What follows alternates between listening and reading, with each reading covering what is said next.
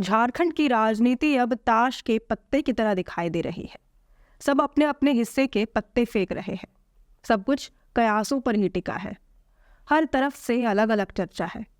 एक तरफ चर्चा है कि ईडी के हाथों हेमंत सोरेन गिरफ्तार कर लिए जाएंगे और उनकी जगह पर हेमंत सोरेन की पत्नी कल्पना सोरेन मुख्यमंत्री का चेहरा बनेंगी। दूसरी तरफ चर्चा है कि सीएम हेमंत सोरेन से संबंधित लीज आवंटन मामले में 1.5 सालों के बाद लिफाफा खुलेगा और हेमंत सोरेन की विधायकी चली जाएगी और ऐसे में भी उनकी पत्नी कल्पना सोरेन सीएम का नया चेहरा होगी।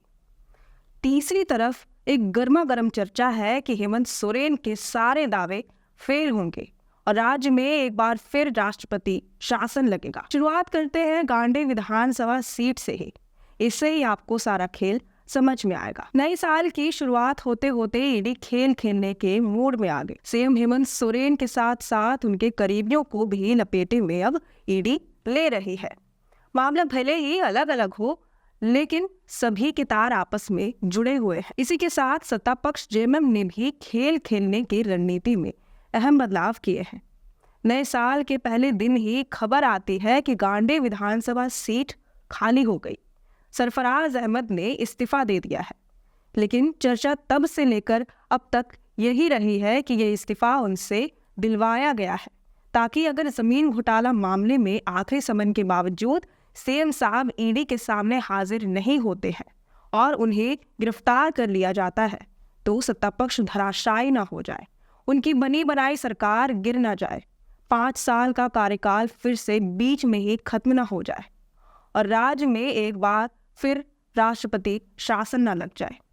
ऐसे समय में अगर कम से कम एक सीट खाली रहती है तो वहां से सीएम अपनी पत्नी कल्पना सोरेन को उपचुनाव लड़ा सके और सीएम की कुर्सी जेएमएम सहित परिवार के ही हाथ में हो। इसके लिए सत्ता पक्ष विधायकों के दल ने फैसला लिया कि ऐसे समय में इस्तीफा दिलाना चाहिए ताकि 1 साल के अंदर अंदर उपचुनाव भी हो सके, क्योंकि जनप्रतिनिधित्व कानून की धारा 151 के तहत विधानसभा चुनाव होने में अगर 1 साल से कम समय का वक्त बचा है तो ऐसे समय में उपचुनाव नहीं हो सकता है।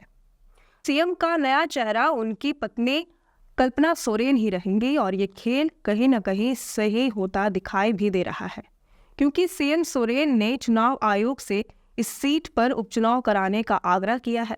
मतलब पहले इस्तीफा दिलवा दो, फिर उपचुनाव भी करा लो। वाह जनाब। ये तो हुई ईडी की बात। दूसरा है राजभवन में बंद लिफाफा। गांडे विधानसभा सीट से इस्तीफे की खबर जैसे ही चर्चा में आई, वैसे ही राजभवन के पास बंद लिफाफा भी चर्चा में आ गया। दरअसल हेमंत सोरेन से संबंधित लीज आवंटन मामले में चुनाव आयोग से पूर्व राज्यपाल रमेश बैस ने मंतव्य मांगा था। चुनाव आयोग ने जांच पड़ताल करने के बाद अपना मंतव्य राजभवन को भेज दिया था।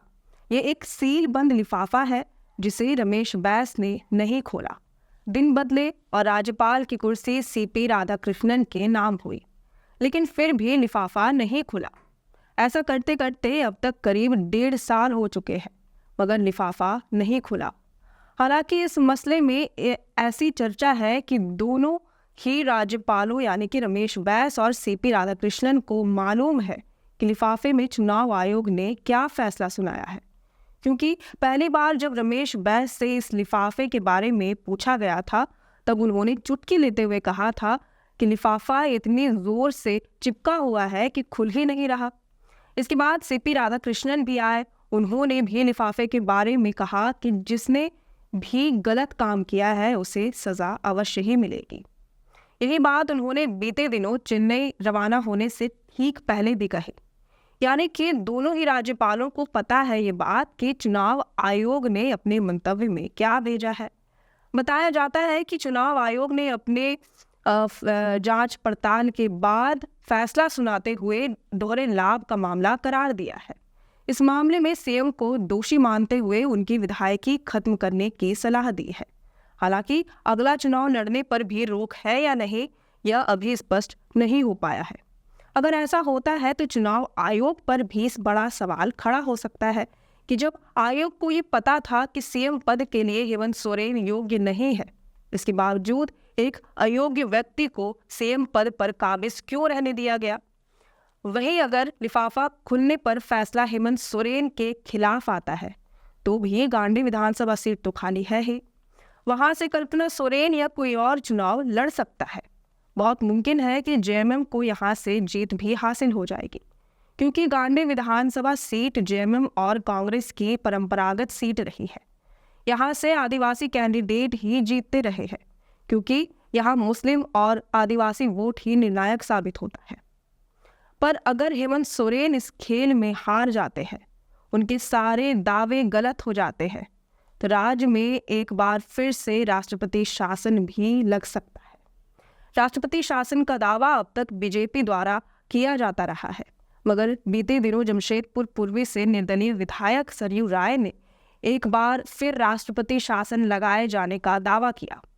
दैनिक भास्कर से बात करते हुए उन्होंने कहा कि ईडी के हाथों हेमंत सोरेन गिरफ्तार कर लिए जाएंगे, गांडे में उपचुनाव नहीं हो सकेगा और अंततः राज्य में एक बार फिर से राष्ट्रपति शासन लगेगा। वैसे आप क्या सोचते हैं इस मामले में? किसकी होगी जीत और कौन होगा बाजीगर?